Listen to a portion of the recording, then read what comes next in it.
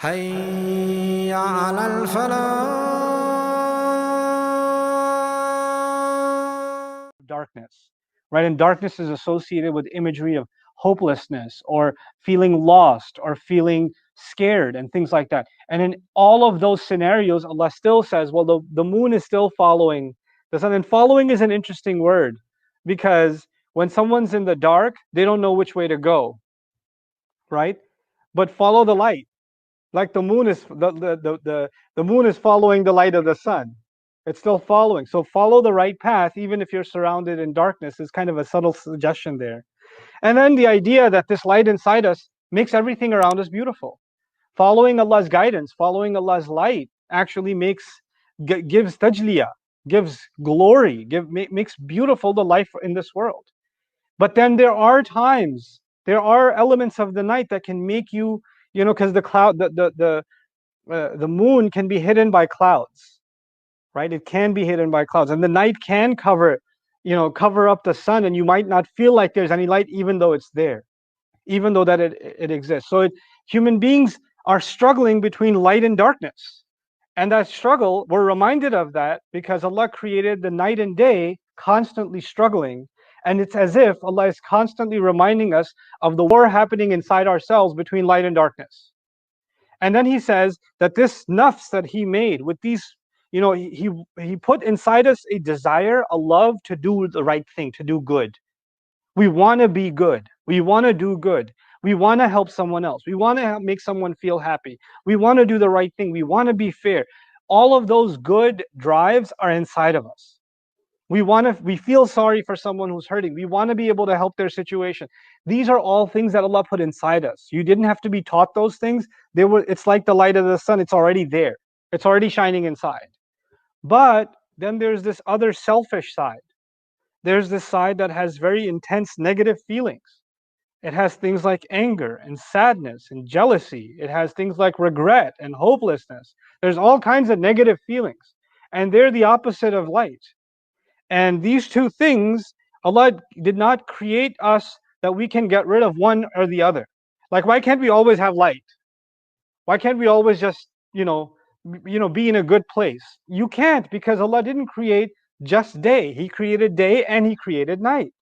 So He says, فَأَلْهَمَهَا وَنَفْسِ وَمَا سَوَى. It's incredibly balanced. Then He says, فَأَلْهَمَهَا فُجُورَهَا وَتَقْوَاهَا. And before telling us what this oath is about, He says, and speaking of this nafs,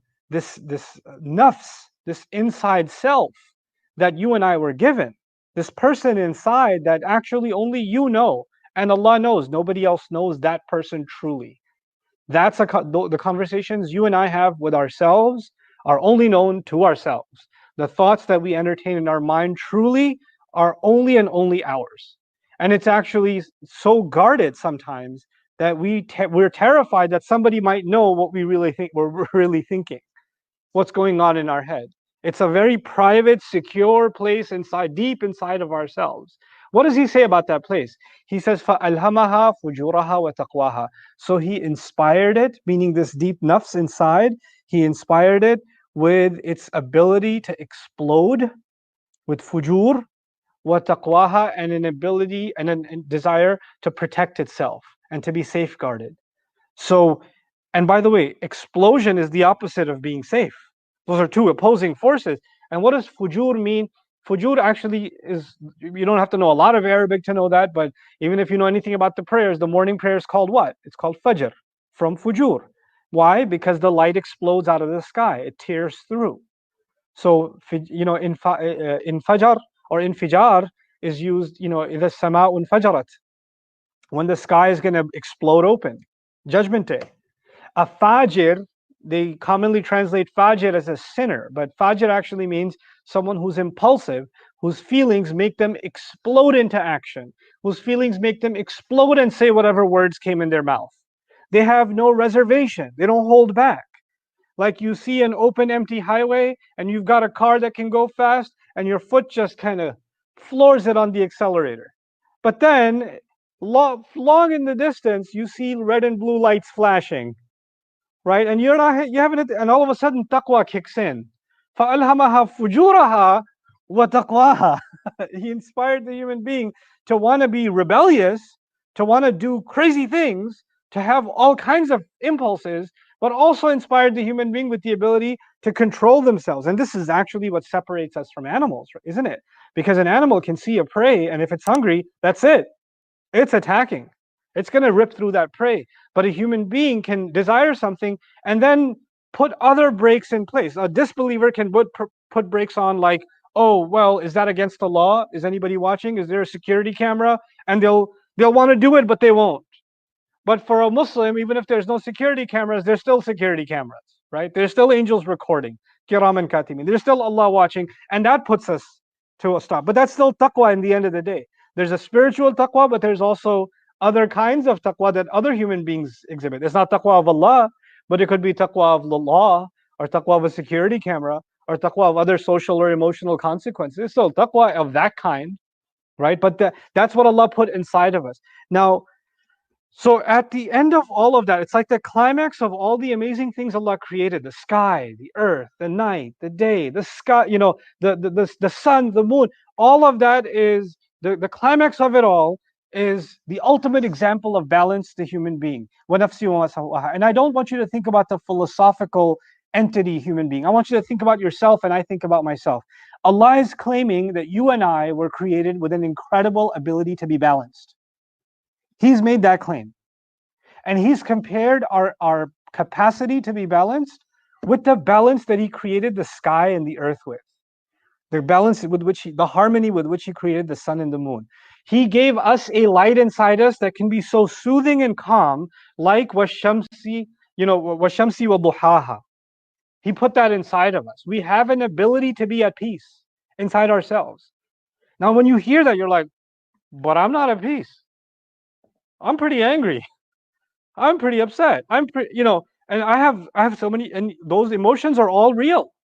Those are darknesses that exist. But at the same time, Allah balanced that with an ability to find calm and to find yourself and to find your true nafs that is balanced. My late teacher, one of my late teachers, Dr. Isar Ahmed, rahimahullah, he used to say, when he talked about the nafs in his study of Quran, when he wanted to help people and his students understand what nafs means, this inner self, he used to say, think of it as you are inside of you, there is a wild horse with no mane, no reins, no nothing. You're riding this wild horse and you're grabbing it by its hair, and you're trying to control it. Even if you let go of it a little bit, it's going to run wild.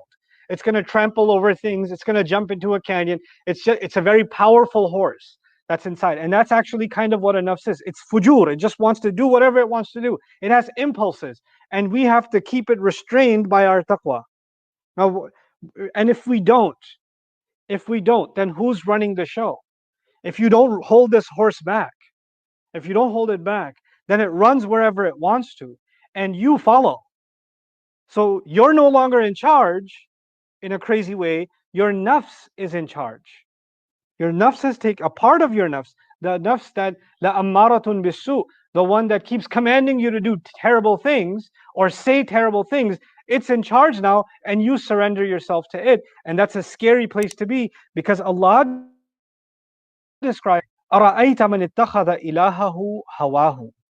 Have you seen someone who takes their own inner feelings, what they desire, and turns them into their God?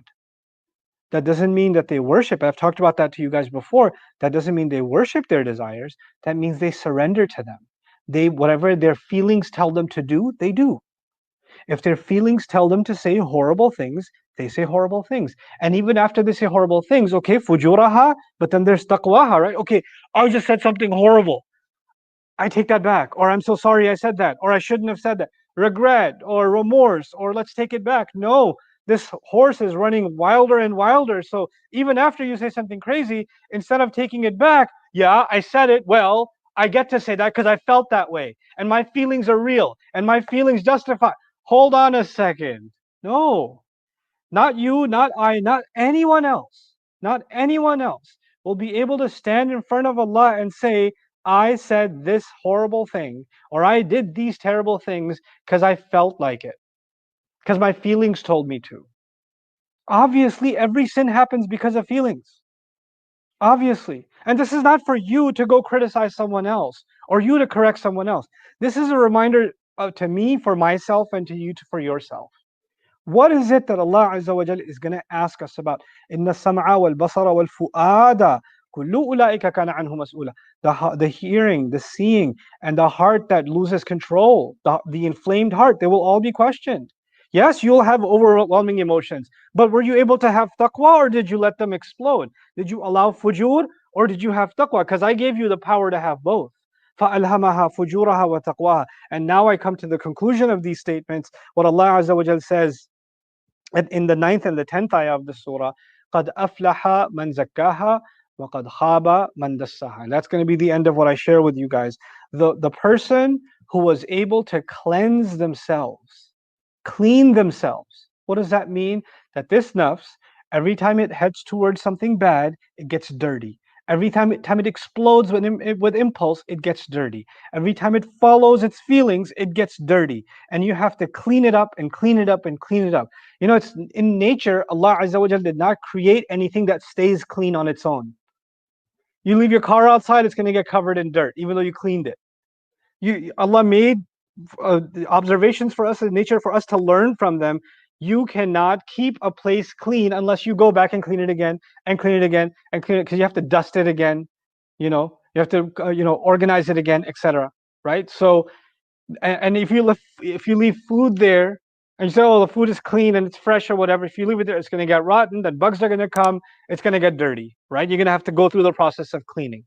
Allah says, just like that, there's no such thing. Alhamdulillah, I accepted Islam and I made tawbah in 1983 and now I've been clean. Because I got cleansed up in 1980. No, don't work like that. You and I have to basically acknowledge that dirt keeps falling on our hearts, that the nafs keeps wanting to do bad. And sometimes it does bad and I don't even realize that it's done bad. And so looking at my own self, like nobody else. Don't wait for somebody else to criticize you and me. Don't wait for somebody else to point out what we're doing wrong.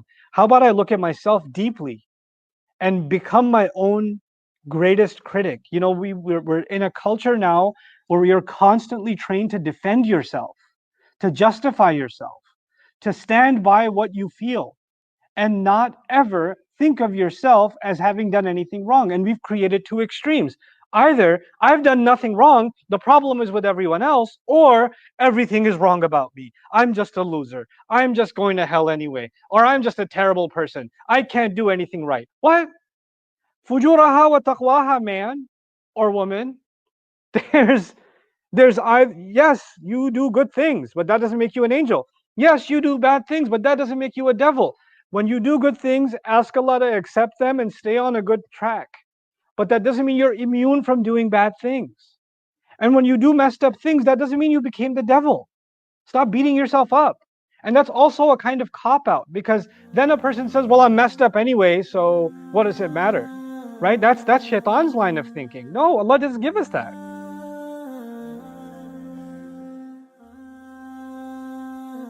Assalamu alaikum wa rahmatullah. If you enjoyed this video, please do share it with friends and family. If you want to see more videos from this series, click on the box at the top. If you want to see other videos, click on the box at the bottom. And don't forget to hit the subscribe button. Thanks.